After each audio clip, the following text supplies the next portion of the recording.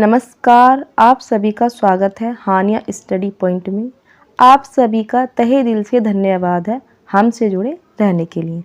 Friends, इस class में हम गुप्त उत्तरकाल या वर्धन वंश के महत्वपूर्ण प्रश्नों को पढ़ने वाले हैं जो सभी एग्जाम के लिए महत्वपूर्ण हैं। ये क्लास 2 है। इससे पहले हमने क्लास 1 को पढ़ लिया है, चैनल पर अपलोड है, आप उसे जाकर देख सकते हैं। अगर आप चैनल पर नए हैं तो चैनल को सब्सक्राइब जरूर कीजिए। तो आइए चलते हैं क्लास की तरफ। प्रश्न नंबर है हमारा 31। इससे पहले हमने 30 प्रश्नों को पढ़ लिया है क्लास 1 में, ये क्लास 2 है। तो देखते हैं, प्रश्न है 31। सम्राट हर्षवर्धन ने 2 महान धार्मिक सम्मेलनों का आयोजन किया था, कन्नौज व प्रयाग में, प्रयाग व थानेश्वर में, थानेश्वर व बल्लवी में, बल्लवी व प्रयाग में। तो इसका आंसर क्या है? इसका आंसर ऑप्शन ए, कन्नौज व प्रयाग में। आगे देख लेते हैं, प्रश्न नंबर है हमारा 32।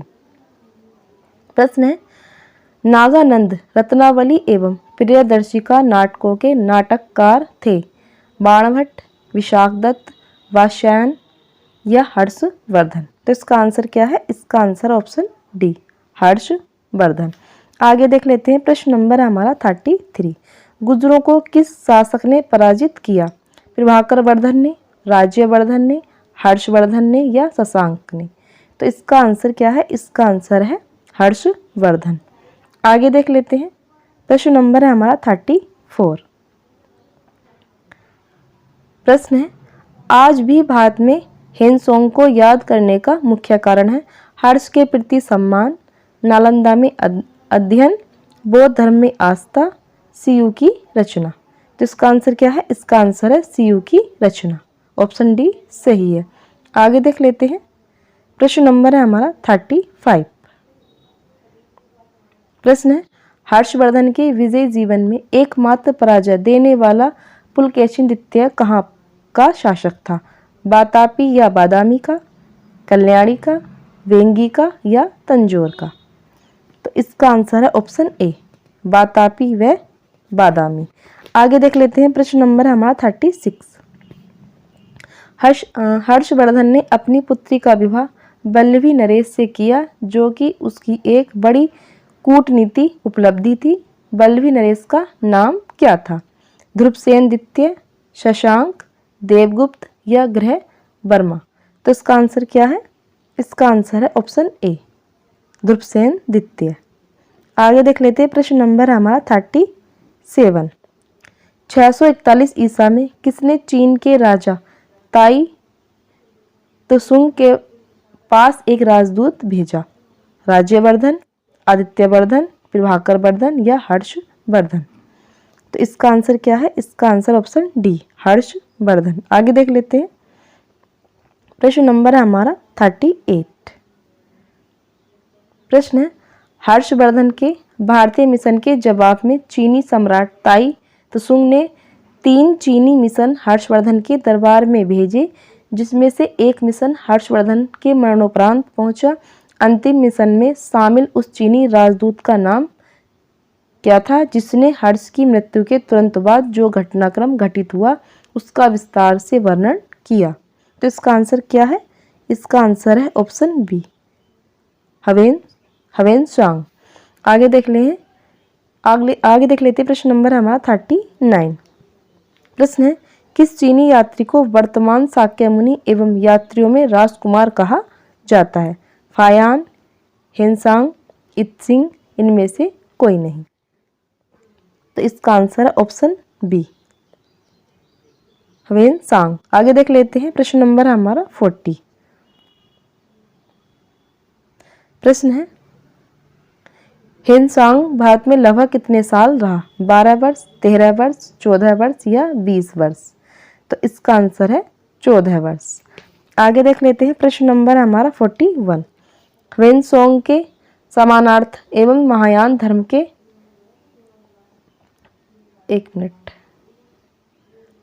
हेनसांग के समानार्थ एवं महायान धर्म के प्रचारार्थ हर्षवर्धन को कहाँ महासभा के आयोजन 643 ईसा में करवाया? कन्नौज, थानेश्वर, प्रयाग, उज्जैन? तो इसका आंसर है ऑप्शन ए, कन्नौज। आगे देख लेते हैं, प्रश्न नंबर है हमारा 43। प्रश्न है, नर्मदा नदी पर सम्राट हर्ष के दक्षिणवर्ती अग्रगमन को रोका। पुलकेशिन प्रथम ने, पुलकेशिन द्वितीय ने, विक्रमादित्य प्रथम ने, विक्रमादित्य द्वितीय ने। तो इसका आंसर क्या है? इसका आंसर है ऑप्शन सी, विक्रमादित्य प्रथम ने। आगे देख लेते हैं, प्रश्न नंबर हमारा 44। एक मिनट।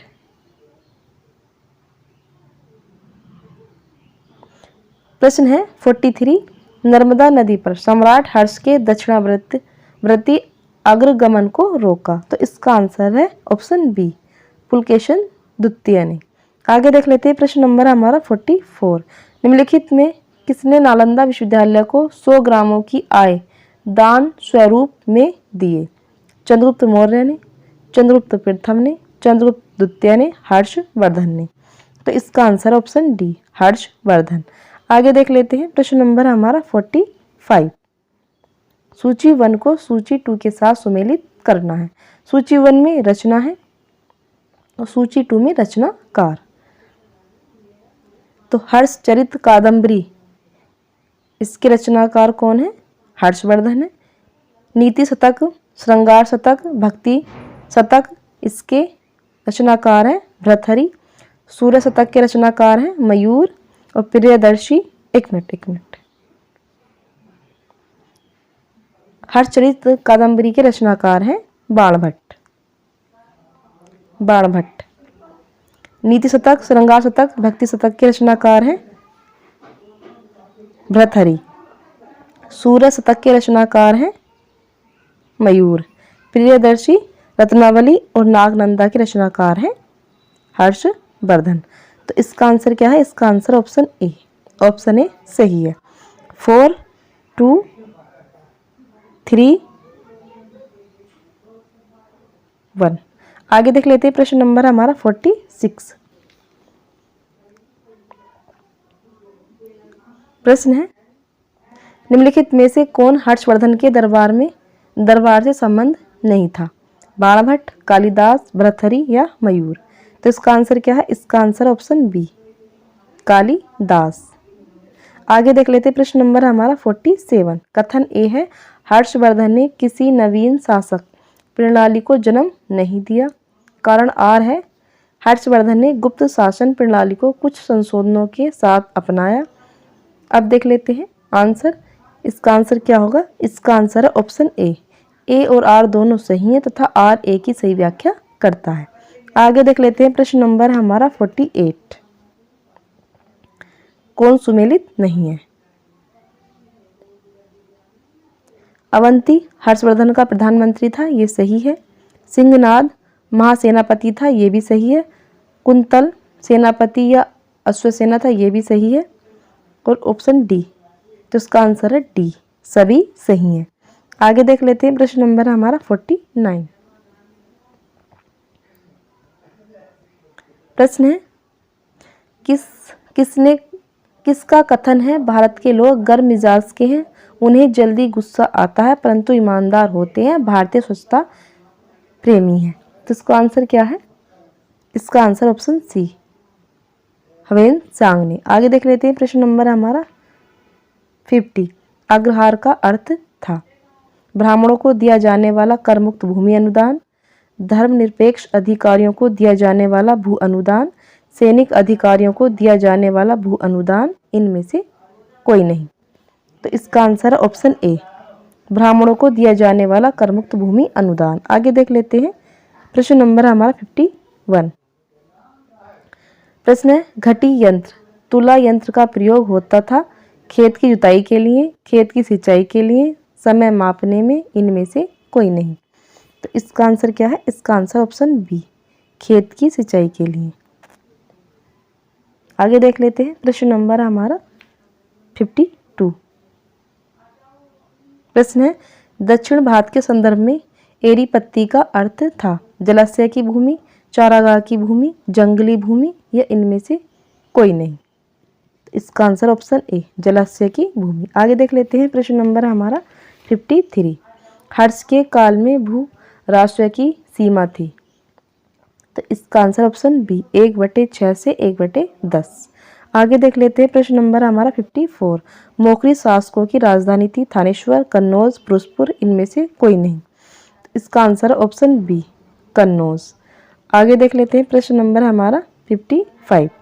सीयू की नामक यात्रा विवरण निम्नलिखित में से किससे जुड़ा है? फाइयान, अल्बेरूनी, मेगनिस्नीज या वेनसोंग। तो इसका आंसर क्या है? इसका आंसर है ऑप्शन डी। फ्रेंड्स, ये थे हमारे 55 प्रश्न। हमने पार्ट 1 और 2 में कंप्लीट किया है। अगर आप चैनल पर नए हैं तो चैनल को सब्सक्राइब जरूर कीजिए।